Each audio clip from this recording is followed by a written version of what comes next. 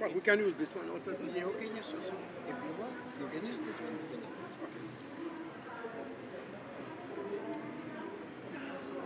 one. You are going to sit there? No, I'm not. But now it is on also. Yes. You want?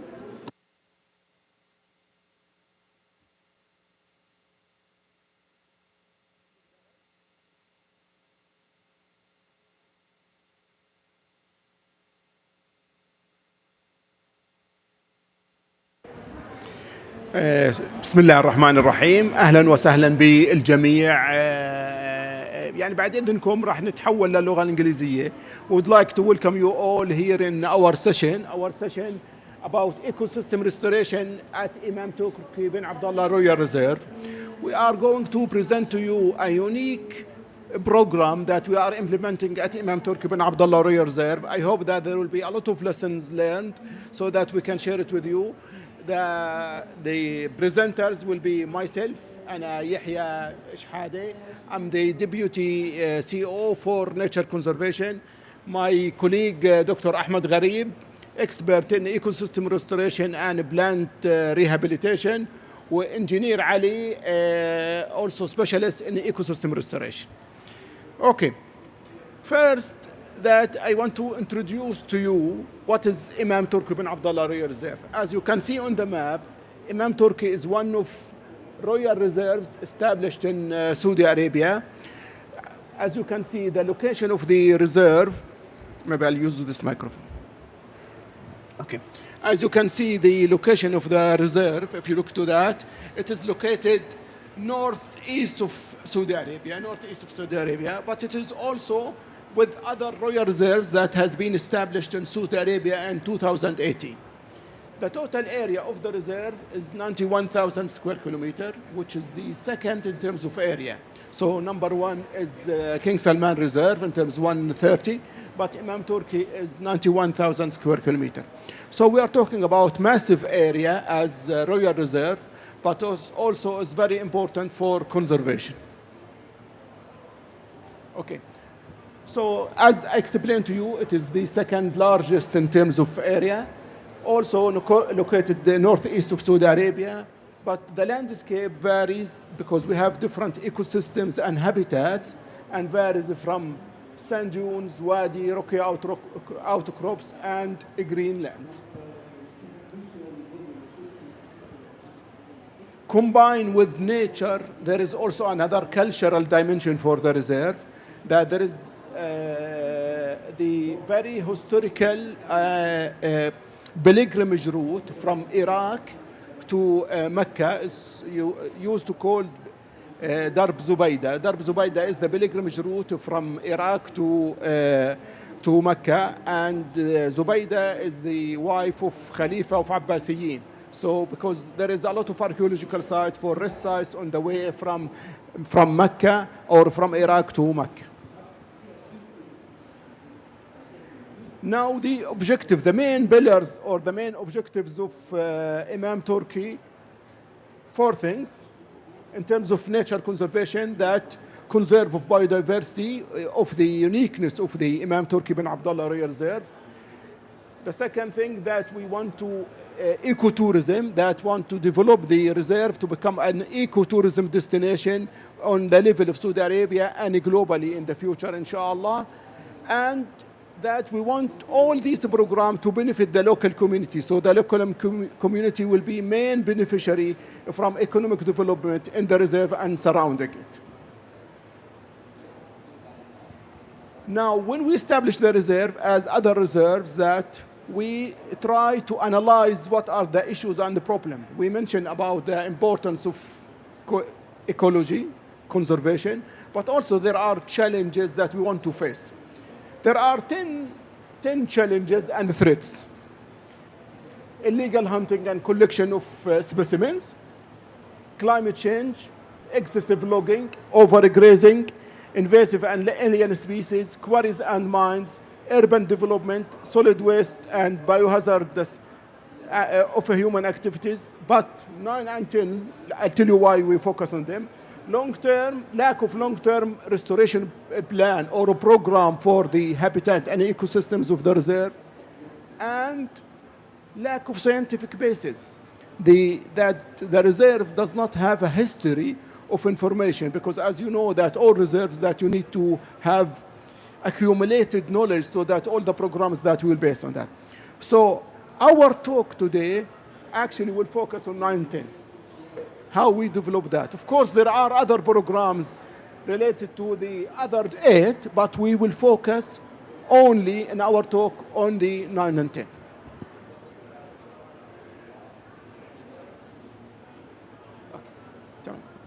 So again, as I mentioned to you earlier, that we adopted the scientific approach based on the analysis of the best practices, whether in Saudi Arabia, even globally. And now my colleague, Dr. Ahmed Gharib, he will present to you how we accumulated the knowledge, the scientific approach, and use it in our programs. Thank you so much, Dr. Yahya.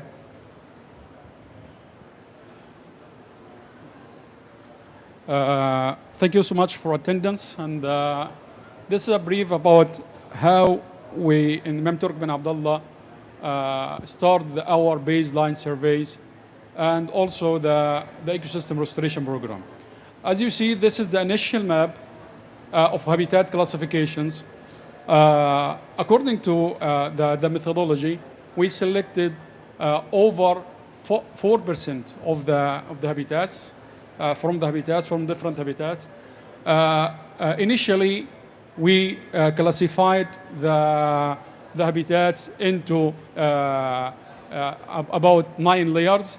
Actually, they are sandy dunes, and they are, according to the morphology, we have different of dunes like dome dunes and linear dunes or star dunes. But at the end of the day, they are one of the major habitats, which is sandy dunes. And the other habitats is plateau, the main plateau, Taysiyah, the core area of the Imam Turki bin Abdullah Nature Reserve. And accordingly, we distributed some quadrants. The space or the size of the quadrants is almost 25 square kilometer. It means 5 by 5. And then we selected our the study. The 4 seasons study in these quadrants. Inside each quadrant, we selected five plots here randomly in order to study the habitats. As we see, we have unique kind of habitats, the wadis and the outcrops. Inside the outcrops, we have the floodplains. This is one of the main habitats inside the Imam Turki bin Abdullah Nature Reserve, where the restorations in wadis and dunes and the floodplains were happened. So this is we selected almost 120 quadrants. This was the 100 quadrants is covered almost 4% of the Imam Turki bin Abdullah Nature Reserve, is almost about 3,000 square kilometers. It's a huge area. We know that the 3% is almost or 4% is not enough, but according to the habitat and the challenges we faced in this baseline survey, we selected these areas and we started fauna and all flora. We are happy we have some of the expertise with us here in this session. In terms of the bird, we worked with the BirdLife International, Dr. Ibrahim and others. And also we were working with Dr. Hisham himself and Dr. Tamer for habitat classifications. Right now we are enhancing the habitats. We are enhancing according to the IUCN criteria and to have another layer and another classifications of habitats we are working right now. So one of the results of the initial results right now, because the survey took place from winter for 4 seasons, the winter and the spring and the summer and autumn. Right now we are finalizing the survey, and we have some insights and have some facts from the survey. We started before we in flora we recorded over about 180 species for the flora in the last surveys, but in this survey we reached about 200 23 species in the flora recorded. And we are right now, we have a clear habitat map we are studying some of the indices like NDVI or CFVI with our expertise. And we have a special study on acacia. Right now we are studying the dieback of acacia, and also with Arta caligonum. So those both studies and also the rangelands. We are classifying, this is one of the major problem in ITBA, in the rangelands, how to organize the rangelands. This is one of the main outcomes that we have right now: grazing study, rangeland studies. We have a grazing plan, and also we have a full complete profiling of the flora, is about 223 species recorded in ITBA. For the birds, before we all recorded about 140 species of birds. Now we exceeded, we reached about 184 species. Most of the species are migratory. 69% are migration or migrants, and 7% are winter visitors. The most important thing that the ITBA located in the migratory lines of the species. Unfortunately, we are facing many challenges of hunting. We are facing a horrible. So we are right now working with another programs to find alternatives to urge people to go through the regulations of the reserve. Right now, we are facing a major problem in hunting, but we are working in order to solve another solution to engage people. Without engaging people, we will not reach any of those results. So right now, we are doing such another to solve the hunting. We have hunting farms, unfortunately. Those hunting farms are, during the season, they are hunting massive birds. So we are trying right now to re-engage the people in our rehabilitation program. This is the term of rehabilitation. We are engaging people to replant the plant that are using in the rehabilitation instead of using the farms in hunting. So this is one of the solutions that we are using with the people right now to engage them. And we are, alhamdulillah, start to success to engage people with them. And the hunting, inshallah, we will see the results within the few years. So we according to the survey, we have some of the endangered species: Egyptian vulture, steppe eagle, eastern imperial eagle, and the other near threatened species. And we recorded over 24 species on the priority list of the Saudi Arabia. This consider one of the, inshallah, we are working with our consultation with Dr. Brahim and the others, inshallah, to declare to work on the important bird life areas in ITBA. And inshallah, we are working this regulation. It will be a part of our plan of the baseline survey. For the reptiles, right now in this study, the current study, we recorded over 8 species of lizards and 7 species of snakes. This we are increasing. We have some new records to ITBA, first time to record this in ITBA in this survey. And also, we solve a taxonomic problem of Miscelina, one of the lizards, and we have 3 subspecies of this Miscelina right now, and we are going to have genetic diversity. We are working the genetic diversity program for the species, especially for fauna and flora as well. For bats, we recorded some species was not recorded for a long time, like the desert long-eared bat. This is one of the first record in ITBA since long time, and we recorded 4 species, and we have right now a huge library of sound library of bats. 43% of this library is belong to bats, and we are right now with the team, we are working to analyze those kind of sounds and to analyze, and will be published very soon. But this is only initial sites of the baseline study. We don't finish the results yet, but inshallah we are finishing with the next 2 months, bismillah. For the small mammals, We are working in two pillars: the active searching and also the camera traps, and we have also Sherman traps. So a total of 400 individual spore mammals was being recorded. 223 observation from the active search and 161 from the captures. We solved some taxonomic problems also between jerboa. Right now we identified two different kinds of jerboa in ITBA, and also from long time to see the striped hyena.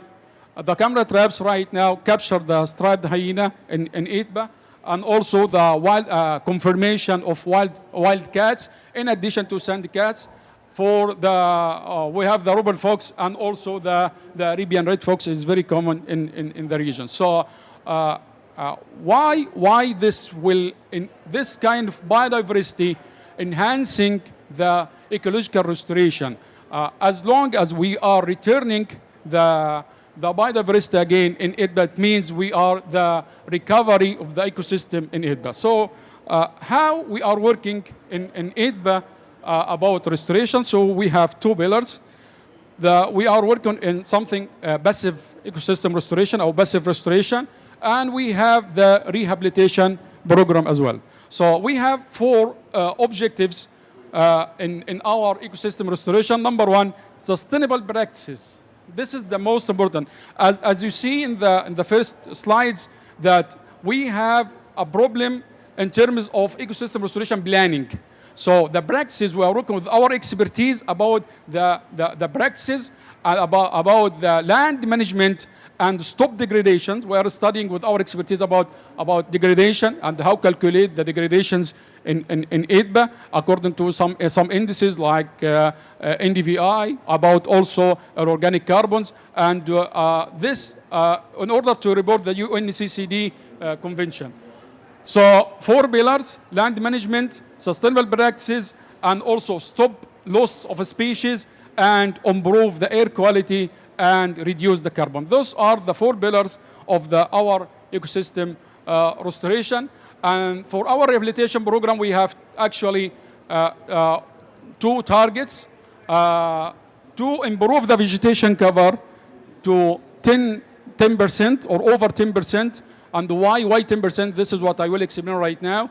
And rehabilitate more than 3 million trees by 2030. So the first action we are taking in order to enhance the ecosystem restoration is the passive restoration.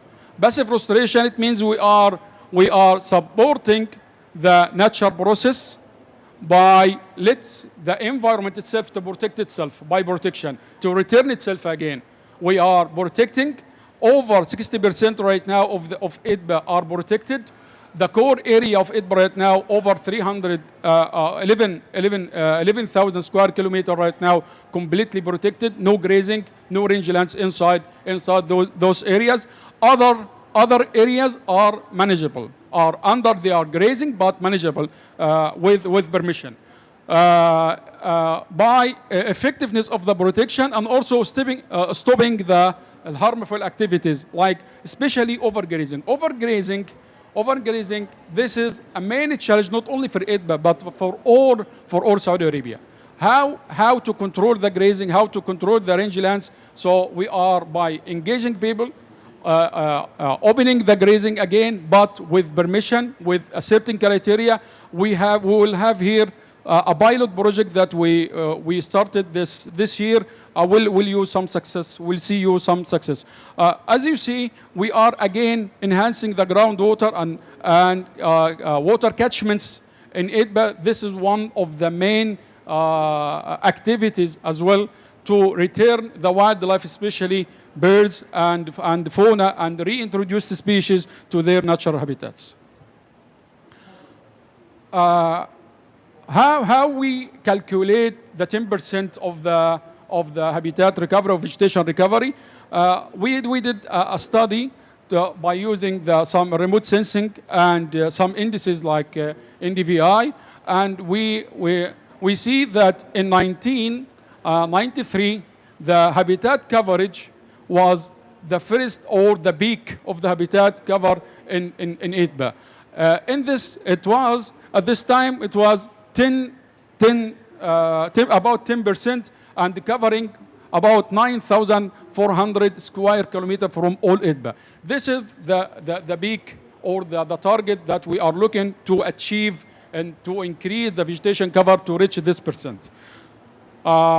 Here, with the protection and with the passive restoration that we are working with our colleagues and team.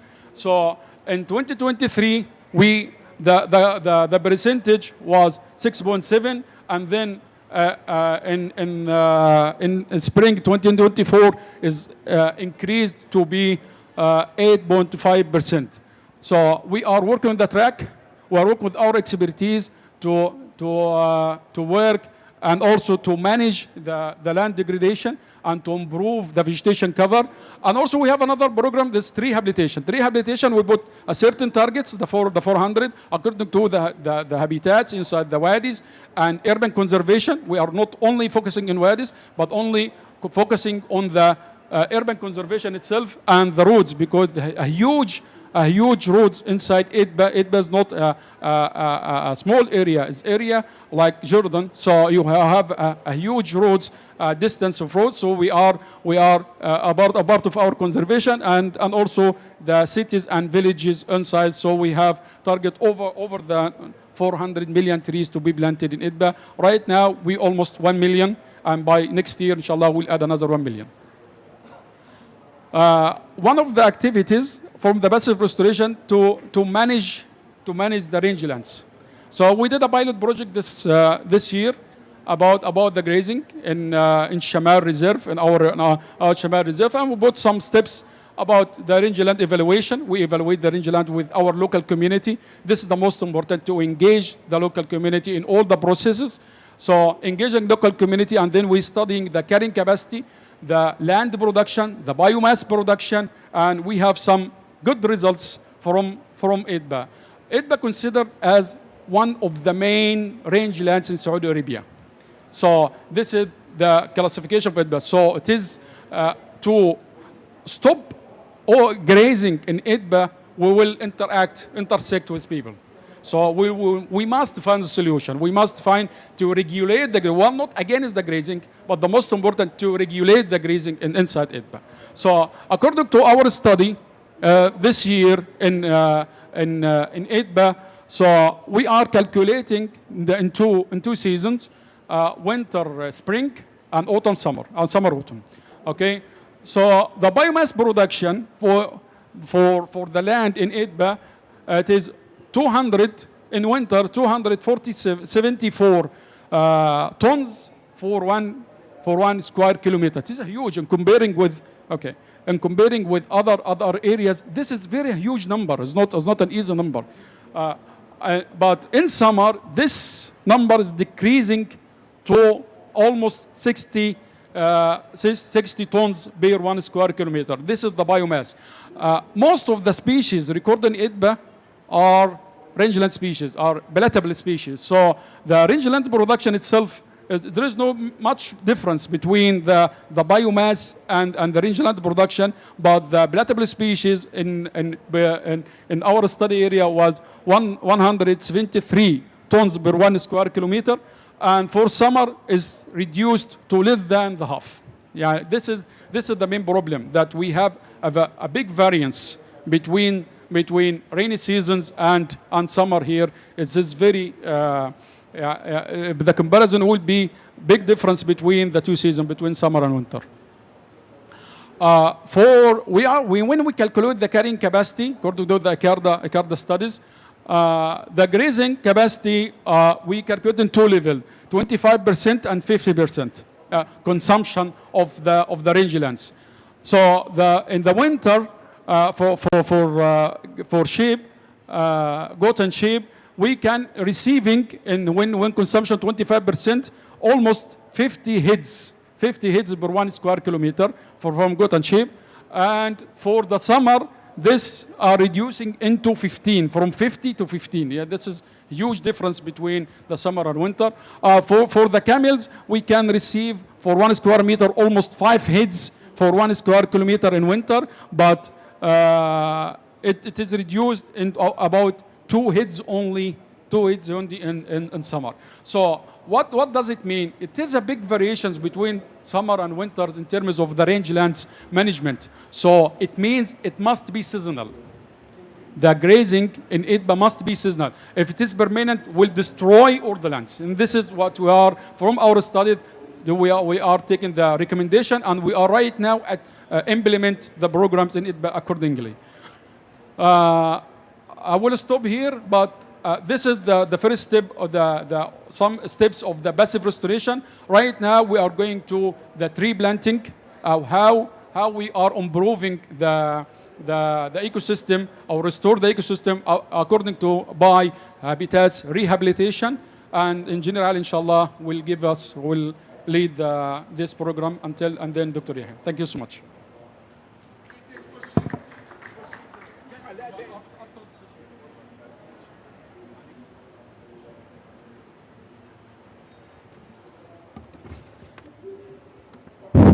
يعطيك العافية دكتور أحمد وأبو خالد.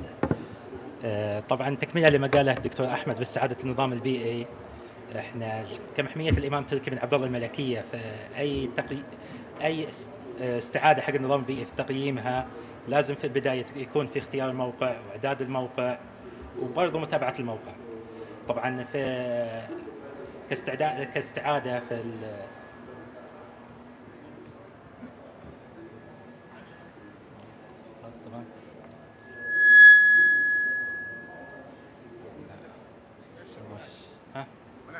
ايوه احنا نبي ايوه هذا هو. طبعا الآلية اللي تستخدمها محمية الإمام تركي في اختيار الموقع او في البداية انها تعيد تأهيل المواقع المتدهورة فيها. طبعا آلية اختيار المواقع المتدهورة في المحمية تتم بطريقتين. اول شيء اختيار مواقع في انواع الضرر اللي كانت فيها، طبعا خلال السنوات الماضية القديمة تبقى قبل 100 سنة أو قبل 200 سنة. وبعدها نبتدي بتحليل التربة. تحليل التربة نستخدم فيها اللي هي الدراسات في تحليل التربة لكل موقع، حساب المادة العضوية ونوع التربة.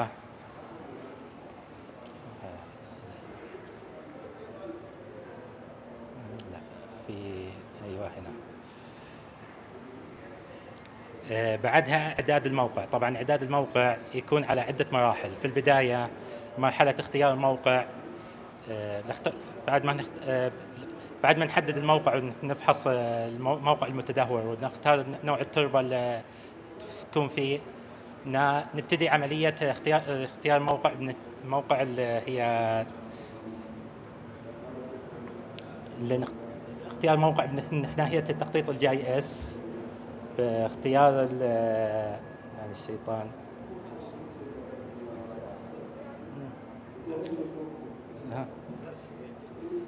ايوه. تتم اول شيء اختيار الموقع حق الشتلات. طبعا الشتلات اللي يتم اختيارها تتم فيها حفر اول شيء في البدايه حق الشتلات. طبعا نوعيه الحفر تكون اللي هي من خلال آلات حق الحفر. طبعا العمق حق الحفره تكون 70 سم احنا بالمحميه.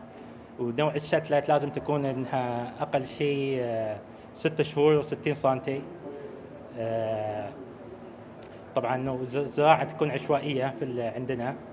طبعا عشوائيه على حسب الموئل اللي احنا بنزرع فيه. من كان اذا هي فيضه تكون زراعه على حسب نظام الفياض. اذا هي كانت مثلا اللي هو وادي تكون على حسب نظام الوديان وكذا. بالعاده تكون المسافه بين الشتلات من 6 الى 8 امتار بينهم. وطبعا يعني تحددها هي طبيعه المنطقه اللي هي فيها، كيف موجود الاشجار اللي فيها.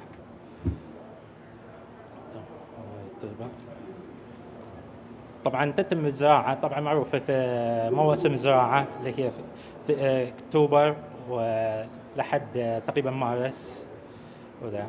طبعا اذا اخترنا الموقع وعملنا الحفر وعملنا الزراعه فيها، طبعا لازم نحط بين الشتله والمستوى سطح التربه 20 سم تكون حق المياه السقي حق اللي فيها.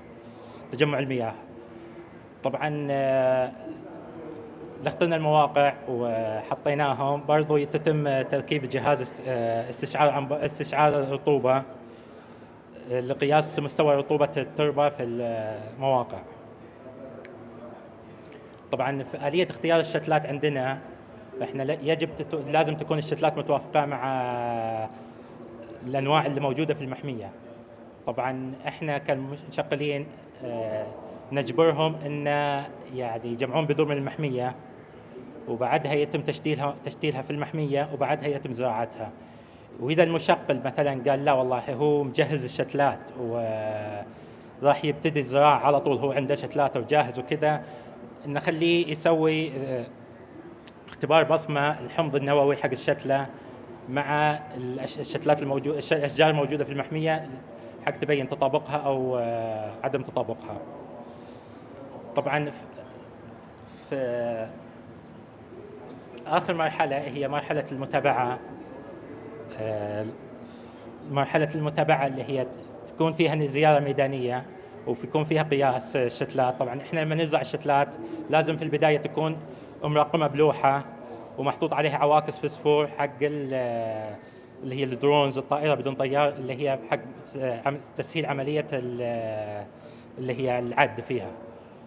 لما نوضع الفسفور والأعداد، بعدها لما نزرعهم وتنزل ميداني تكون في عملية العد. طبعا العد تكون يا اما عد بالقطاعات اللي هي يدويه او تكون بالدرونز. وبعد العد والتحليل طبعا لازم بيكون في اكيد نسبه فاقد، ونسبه الفاقد يكون في بعدها تعويض الفاقد، وطبعا هذا لنهايه المشروع.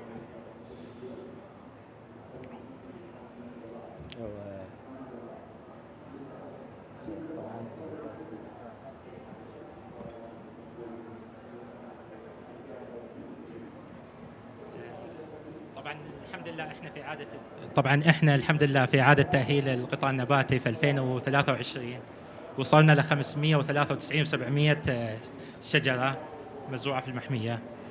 كان التارجت حقنا في 2024 730 الف شتله، والحمد لله وصلنا للان ل 750 الف و100 شتله تقريبا، يعني بزياده ب 20 الف شتله من المحميه. طبعا هنا جدول اللي هو السدر، زرعنا تقريبا هذه السنه بحدود الخمسه تقريبا. برنامج طبعا في اللي هو المشروع اللي 120 الف شتله زرعنا فيه 46 الف، ومشروع ل 200 الف زرعنا فيه 15 الف، التوتال 61 الف. والطلح زرعنا اللي هو الأرطة زرعنا 15,000، والطلح وصلنا إلى 80,000 حاليا، مجموعهم 156,000 وشوية.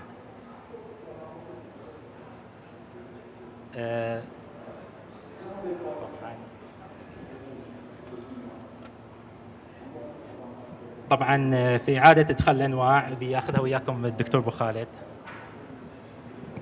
شكرا جزيلا مهندس علي. طبعا يعني زي ما حكى المهندس علي حكى عن موضوع الغطاء النباتي. هلا بحول للانجليزي. المهندس علي حكى على موضوع الغطاء النباتي، والغطاء النباتي زي ما بتعرف هو الاساس، هو القاعده الهرم بالنسبه للنظام البيئي، ولكن هذا ما بنجح بدون الانواع الاخرى مكونات النظام البيئي. So as Mr. Engineer Ali explained about the vegetation cover, because as we all know, the vegetation cover is the basis of the pyramid in any ecosystem, but also there is other component which are the wildlife. And wildlife, again, Dr. Ahmed mentioned about them in the study, that the key component, whether birds, animal, and other species. But also that we developed a reintroduction program in the reserve. The reintroduction program that we based it into, again, best practices, whether IUCN best practices and international best practices. The first thing that the species are selected, they should be endangered or threatened or extinct from the reserve. This is one thing. And we went back to 100 to 150 years that they were exist in the reserve, so that to make sure that they are appropriate for the habitat. The second thing that we developed the breeding and the of the animals in the best approaches. And we are lucky that we have other partners that are working with us, like TILAD and other groups that working with us to develop the program on scientific basis. The third thing that we always release the animals, because what is the objective? The objective that we want a free range of these animals that live inside the reserve and interact in the ecosystem. So now we selected 5 species that are the target for us, which is the Hupara bastard, the oryx, reem gazelle, the red-necked ostrich, the wild hare or the rabbit, and the rock hyrax. These are the species that are recorded in the reserve. Why we recorded these animal species, as I mentioned to you, based on the analysis of the ecosystem in the reserve. And if you look to them, all of them are herbivorous, so that they eat on the, again, the vegetation cover that Dr. Ali, Dr. Ahmed and Engineer Ali mentioned earlier. But also in the future, that we are in the reviewing the species and add more. Maybe we will add more, maybe carnivores to be reintroduced in the reserve, in addition to the existing carnivores that we have, like foxes, striped hyena, gray wolf, and other species that in the reserve.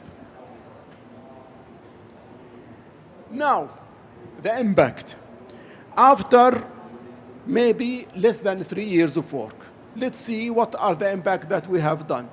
This is the vegetation cover from 2018 to 2014 to 24. Almost the vegetation cover, okay, from 3.1 to 7.5. The vegetation cover of the reserve, which is that we are, again, proud of this impact that happened. The species of animals that are introduced in the reserve, as I mentioned to you, these are the numbers that of the species are introduced. Some of them are free range now and breeding freely and widely in the reserve. So we think that key components of the ecosystem are being restored according to KPIs. Now, this is the final impact that we have done. Again, if you look to vegetation cover, again, our target was 6.1, now we reach 8.5. And you remember that Dr. Ahmed explained to you that in 2030, our target is to reach 10%. So we are almost there, and we are in 24. Hopefully we will reach the 10% even before the 2030. The number of trees that planted in the reserve, as mentioned Dr. Ali, that these are the reserve are from the indigenous plants and mentioned planting according to the needs of the ecosystem.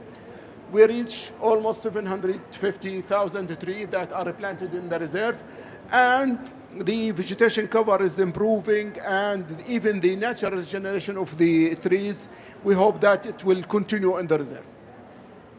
Related to the animal, with the wildlife, as I mentioned to you, which is our key component of the ecosystem, also restoration, 5 species reintroduced, and we achieved the target 100%. And this will be reviewed, as I mentioned to you, based on the development of the ecosystem. So this shows the result that what we have achieved in terms of ecosystem restoration. I'm sure there are some issues and some way for improvement in the future, but all of that did not happen without the science. You remember? Scientific approach that Dr. Ahmed mentioned to you earlier. I think that we finished the presentation now, but we will listen to discussion. We have short movie, 2 minutes. 2 minutes? A question? Yalla, khalas, question. We'll take question. Yalla, tfaddal. We have been working, you mentioned, I think, at one point, the flora. I heard the word flora. So in the Kingdom of Saudi Arabia, we have probably 2,000 species of flora all over. Okay? 2,000 species of flora, roughly in Saudi Arabia. Yes. So we are here in Riyadh. Riyadh is the plural of Roda, which is one small, so you have Riyadh. So, generalizing the concept of Riyadh all over Saudi Arabia has to be based on the flora. Yes. From the flora, I'll get to my point. Whatever you're doing here, why don't you do it from an integration point of view? Meaning, we come to one flora, so now we know that this is the species of plant here. We build, say, 10, 15 solar panels. And then we have a robot that takes maybe a little bit of water, okay? We come in the morning, we clean the panel from dust because of whatever. The water comes down, it goes to the flora, okay? And then you have a cattle, we have probably 20 sheep or 25 sheep grazing on this flora. So this integrative approach, okay, then we can, if we do this, then actually we would like to do this in the context of social responsibility. Because when you do these things, you involve elements of community, like students. I just saw a student here, a high school student. She wrote a good research about regeneration in forest, burned forest actually, semi-burned forest. So you engage these kids, and they go out, they do the breadboard of the electronics, okay, supervised by the teachers who are all over, and you do this under the umbrella of social responsibility actually.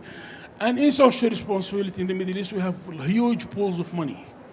You start from telecom companies, you start from banks, for example. We did this with I'm a Saudi, so we did this with a Saudi bank here. Now they are gradually moving from the beneficent work of, I'm taking much time, I'm sorry. They're moving gradually to sustainability concept, to serving the environment, to this and that. Okay. So this change of culture will give us access to a large pool of money from the social responsibility point of view. And down the line, without promises, if there is something commercial that might materialize, then it should be out of this thing. So the bottom line is that we have 2,000 species of flora in Saudi Arabia, and we need assistance. Okay. Okay. Thank you very much. Thank you very much for your question. Again, in the reserve, we are adopting integrated management plan. Actually, the management plan is called integrated management plan. Okay, let me explain to you. If you remember, when I explained in one of the slides, a few slides, we said that we have identified the 10 challenges that the reserve face. But in our presentation today, we focus only on 2 challenges. The other 8 are already tackled, but tackled in an integrated way. Dr. Ahmed mentioned about grazing, for example, as a case study. Why? Because it's related to ecosystem restoration and habitat management. But also there are other components which are part of our management, like solid waste, overhunting or hunting, grazing. We mentioned to you that wood collection, all of these scientific approach, all of these things, or the 10, that all tackled in addition to the sustainable use, whether ecotourism use, which is we have developed that, and the community development programs, so all integrated. When I want to give you example, one of the habitat restoration program actually is funded in the reserve or implemented by a company. So it's actually, but under our supervision. So this is what we are telling you, that we are applying the integrated approach, but maybe the objective of this session about, yeah, so it's all already implemented in the reserve. There are a lot of elements, but the reserve, as you know, that was established in 2018. We started our management program at 21, so we're only 3 years old. In the context of fighting combating the certification, you need the concept of deslocalized. We are. Let's see it. I want to assure you that we are applying Let's that. see the short film. We'll see you some restoration activities, ecosystem restoration activities, and then we'll take the questions. We'll take more questions. 2 minutes Sure. only. Only 1 minute, please.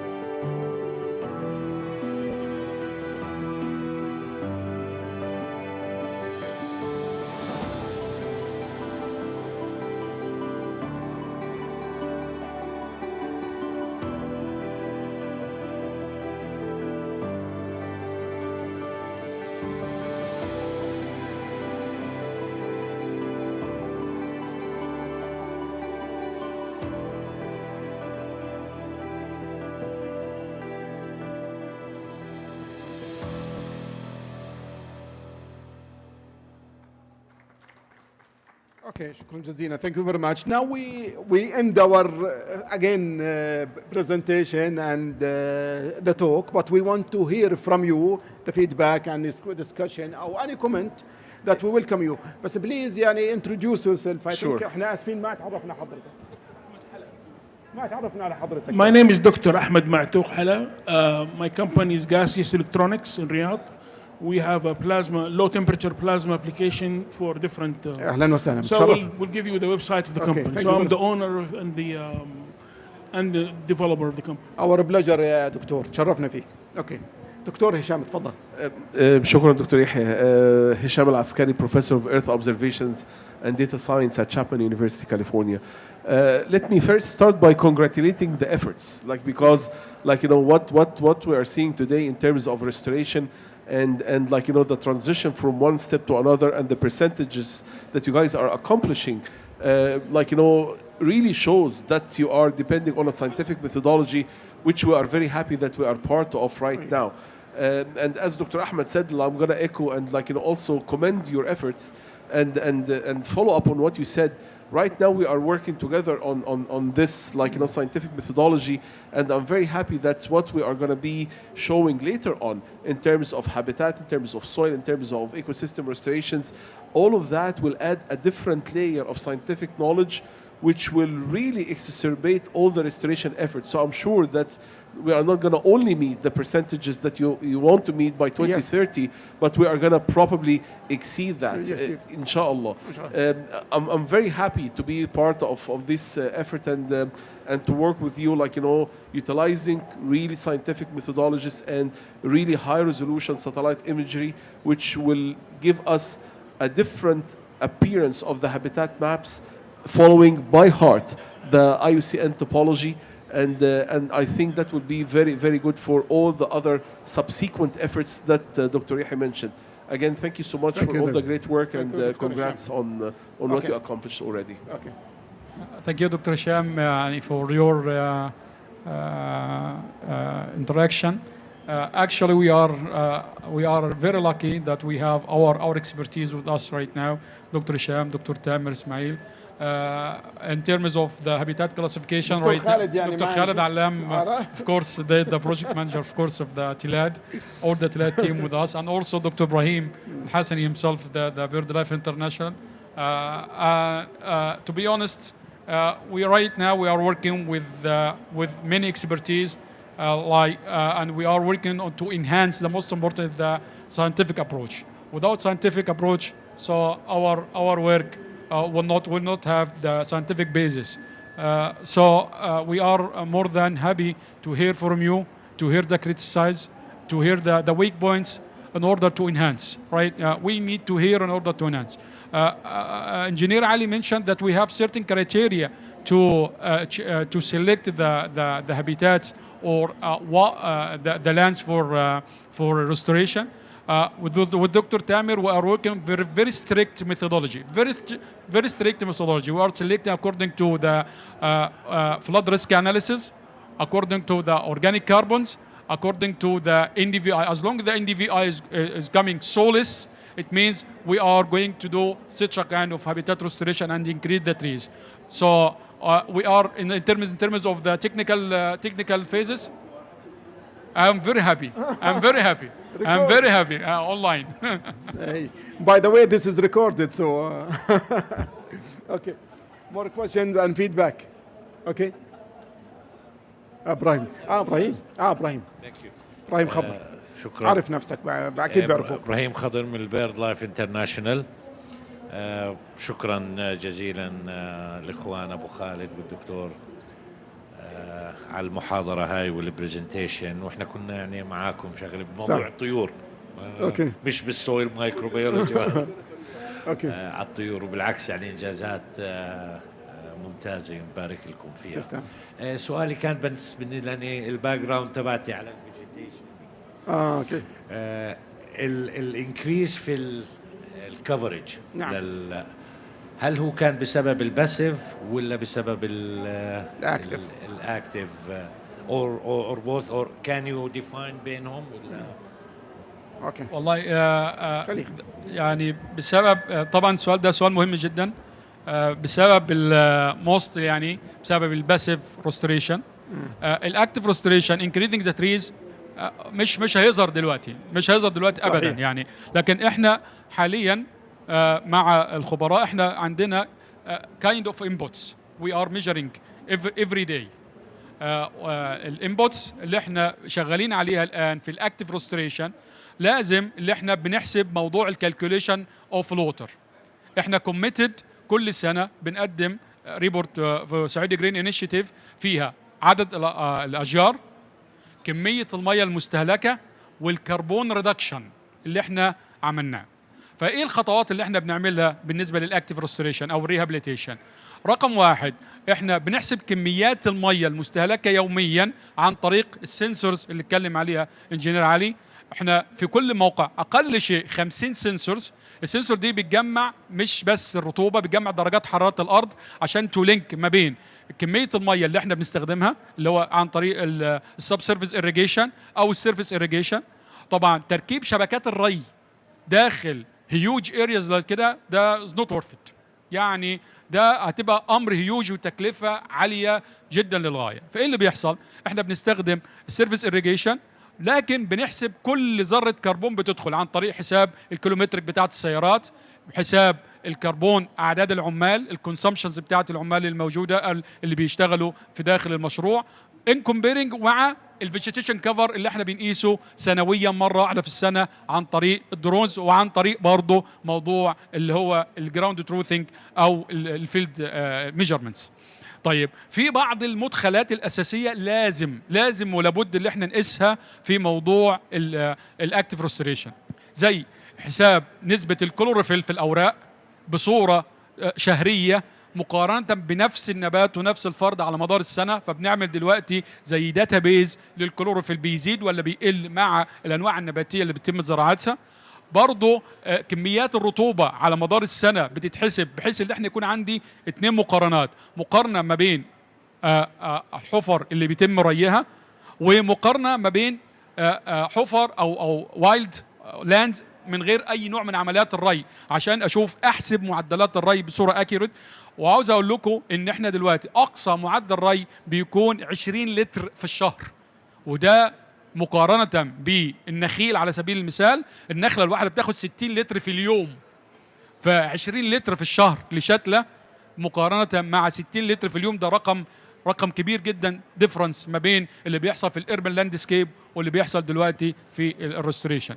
فالباسيف ريستوريشن اهم بكتير جدا من الاكتيف ريستوريشن، لان الباسيف ريستوريشن النباتات بريجنريت سيلف وبجنريت على مساحات كبيره جدا. انا مهما زرعت هزرع قد ايه؟ 4 مليون شجره، 5 مليون شجره، مش هيعمل لي فيجيتيشن كفر يزيد عن 2% 1%. لكن الباسيف ريستوريشن والبروتكشن والكوميونتي انجيجمنت والسوشيال ريسبونسابيلتي زي ما قال الدكتور احمد في مداخلته اهم بكتير جدا جدا. هو موضوع مهم، لكن مهما كانت الافرز اللي احنا هنبذلها وهنزرع فيها من اشجار مش هتدينا النتيجه النهائيه اللي هتدينا الباسيف ريستوريشن. وده اللي بيشتغل عليه الدكتور هشام مع دكتور خالد مع دكتور تامر مع شركائنا في الفريق الاخر الايكولوجيكال ستادي.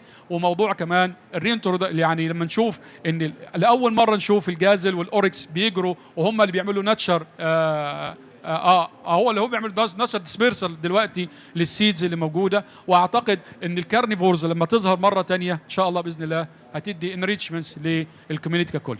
شكرا جزيلا دكتور ابراهيم. دكتور ابراهيم خضر الله يحفظك. دكتور عبد القادر تفضل.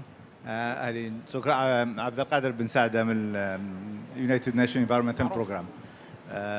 فشكرا كثير. It's very impressive to see the work you have been doing in this huge reserve. It's not easy to go around and to protect such a big habitat and landscape. And it will be good to see this is really a process. You know, the restoration, it takes a long time. It's not 10 years, 10, 20 years. It's really a long process, and it's more inclusive. That's why the involvement of local community and more integrated approach, as you mentioned that. So it's quite more. It's a big process that we have to start and we have to go.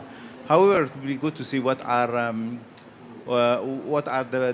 the challenges you are facing and which kind of best practices and and the lesson learned that you will be able to share with other protected areas at the reserve, because they are all working on restoration. We are talking about restoration at a global level, you know, at UNCCD on ecosystem restoration, bond challenge, so the restoration is everywhere. So having some data, scientific data, but also in terms of which species works more than the others, how many hectares of species we plant, we know how many, but different from habitat to the other. So those are the information that could be really useful for other reserves, the same habitat, the same landscape, that they can save more time in their process of restoration. Thank you. Thank you so much, Dr. Abdul Qadir. This is very important question right now, the lesson learned. Right now, in the projects of ecosystem restoration, we have like a risk matrix. So every day we are updating the risk matrix. You might ask Dr. Khalid himself. Every day we are talking about the risk matrix. So we are, for example, the natural disasters right now. When we planned for ecosystem restoration, we didn't calculate it. But when we face the natural disaster and how much effort we are spending in this, and then with 1 second, right now we are losing huge hectares of vegetation because of the planning. So that's why when we plan for the land, you must have something like flood risk analysis. This is one of the lessons learned that we have been taking this year with the afforestation projects. Accordingly, we are calculating the flood risk in the areas. We are permitting for the floods, but to be honest, we must be calculated, and we have taken another mitigations measures in order to redirect the water into different levels. This is one of the major lessons that we are learning this year. For example, in terms of the social, you must engage people with your decision.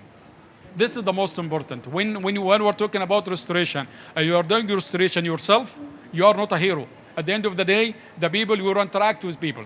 You interact with hunting.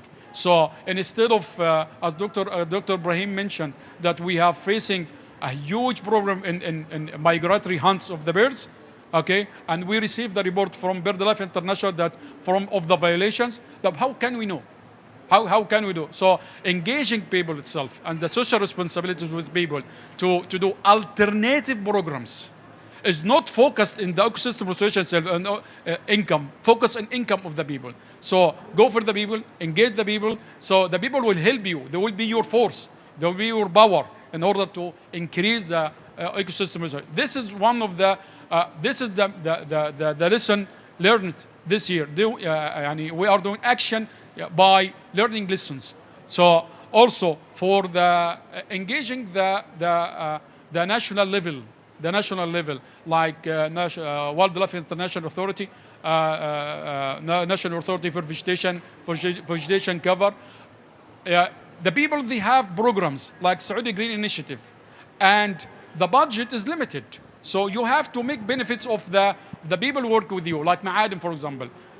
We are doing projects with the companies as a kind of compensation. You're the compensation and habitat restoration. Okay, this is a huge. It's a huge efforts. You need to unify the efforts in order to reach your point. At the end of the day, you are spending huge money, but you will stop a certain limit. Revenue of the protected areas. How to get income from the protected area through the ecotourism, through opening for the people itself, for the rangelands itself. This is the revenue of the people. This is what the lesson learned this year from the ecosystem restoration. اوكي شكرا دكتور احمد. دكتور خالد. My name is Khalid Allam. I'm working with one of the private company here in Saudi Arabia.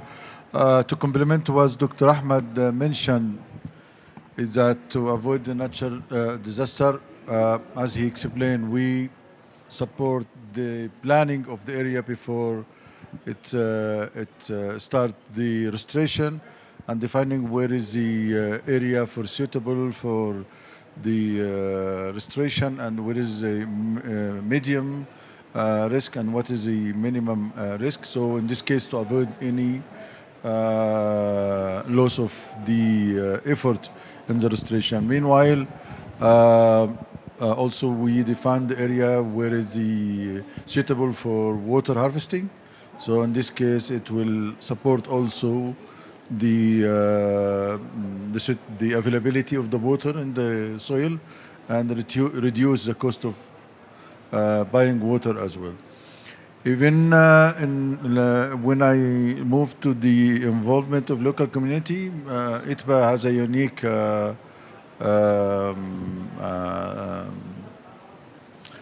experiment where they involve one of the NGOs there. So this NGO is now doing some restoration activity, ensuring involvement on different segment of the local community in the restoration program. In the same time, they receive a support from one of the mining activities here, Shirkat Ma'adin. So they support also the restoration of the ecosystem. And they doing, actually, this NGO, they doing restoration for a huge number of trees in the different area in ITBA.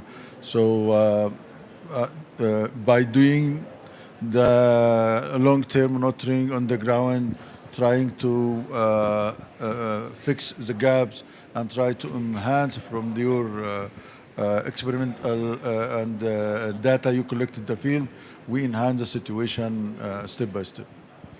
Thank you, Dr. Khaled. Thank you very much. First of all, I would like to congratulate all the work that you are doing in this reserve. I don't have a lot of information of the context in Saudi Arabia, but what you are doing here is really amazing. So my name is Meher Mahjoub. I'm the director of the IUCN Center for Mediterranean Cooperation. My question, you mentioned that you are working on tourism, to develop some tourism activities, and you are also working on socioeconomic aspects. So I would like to know who is dealing with this component. Is it only the team? And I would like to know more about the size of the team, because this work, I think, needs a strong team in terms of capacity and in terms of number. So I'm interested to know who is behind all this work. And the second, are you calling for service providers for tourism, for example? Are you working with some tour operators? And for the socio-economic aspects, we know that this necessitates some background and knowledge to talk with the people. So is it only the team of the park who is doing all this, or you invite some external partners? Thank you. Okay. Shukran Jazilan. Thank you very much for the question. Yes, it's very important, again, to understand how nature reserves managed in Saudi Arabia. The first thing that, again, the reserve was established in 2018, started operation 21. So we're only talking about 3 years of work. In terms of the conservation team, which is ourselves, we have 7 team members that, in terms of the conservation team. Muhandis Yasser also one of the conservation team, and we have other team members in the reserve.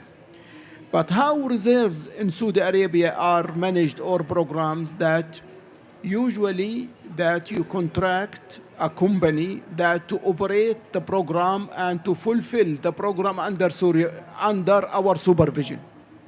So we are working with contractors like mentioned Tilad, Al-Hadaf brought in BirdLife, so that they work under the umbrella of Imam Turki bin Abdullah Royal Reserve as a contractor. So that, for example, a planting of trees that Muhandis Ali mentioned, that the park team, they will not be able to do it. You need specialized efforts with laborers or maybe expertise also that maybe it is not available and equipment that in the reserve, so that you contract a company. And this is what we have done in the past, and this is what we are doing that. So this is how we are doing that in all different programs. Again, conservation is one of them, but also the team that they have big responsibility, because that we develop the standards, we monitor the contractors that to make sure that they abide by these standards, and we develop with them, and we work with partners. And we call, again, we don't want to call them as contractor, we are a partner, because we work together, so that we learn together and we develop together. We in a very cooperative environment. This is what we are trying to build in our reserve. Now, when the tourism and socio-economic, the same thing that. And I know that Dr. Ahmed warned me not to mention to you, but again, we are proud that we've developed the first sustainable hunting reserve in Saudi Arabia. And 2,000 square kilometer of the reserve that was we developed it, and it was the first in Saudi Arabia. Again, why we developed that? Because Dr. Ahmed mentioned, and we mentioned earlier, there is illegal hunting. If there is illegal hunting and people that they have this hobby, how they are going to practice it? So we developed it on best practices, we hope, and I think that it has been very successful for the last 2 years, and we hope that it will succeed even in the future to even solve some major issues that the reserve faces.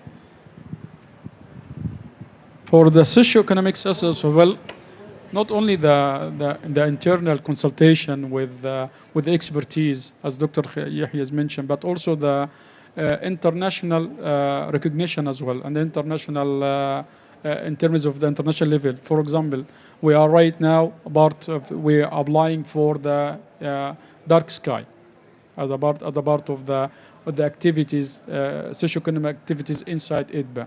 With the people itself right now, we are trying to have small projects for benefiting of the people with the national authorities in Saudi Arabia.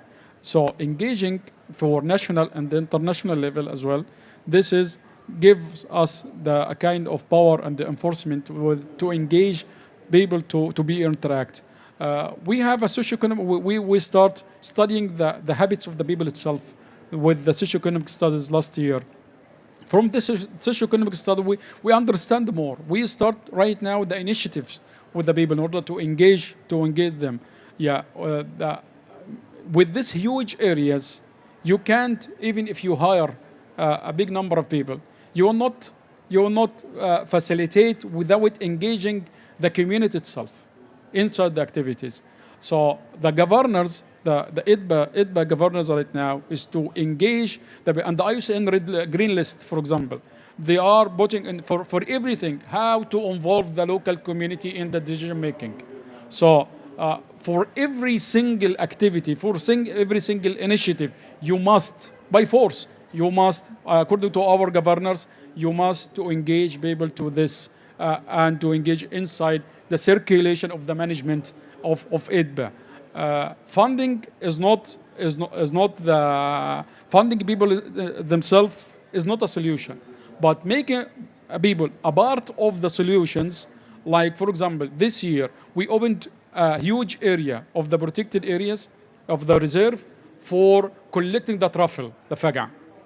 Okay, we are facing a major problem. They are cutting and violations, more than 100 violations per a day.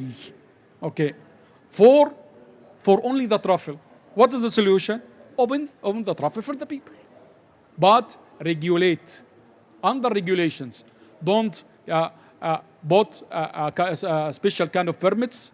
The people can get the permits very easy to get at least 3 non-motorized activities. Stop your motor, go on foot. You have a quota, not exceed, for example, 3 kilograms per car.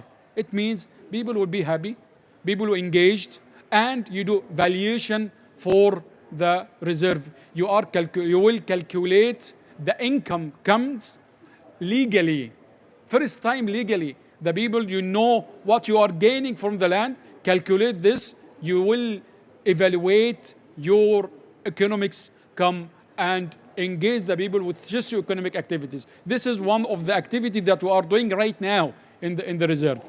So preventing people will not reach any. But if we are engaged the people with the decision making, make the people make the site make the site accessible for the people. When you make the site accessible for the people, the violations will disappear, and you will have best practices according to the regulations that you are putting in the reserve. شكرا جزيلا دكتور أحمد. I think that there is only one last question or comment and feedback, because I think that we are wrapping up. Okay, Dr. Tamer, anybody? Okay. Thank you very much. Thank you very much for for attending this session. We are happy and pleased to see all our colleagues and partners attending this session. I want to thank also my colleagues, Dr. Ahmed, Engineer Ali, for this. I hope that was fruitful and discussion that we had in this session, and I hope that achieved the objective. So, and we hope to see you even in more sessions in the future. Thank you very much.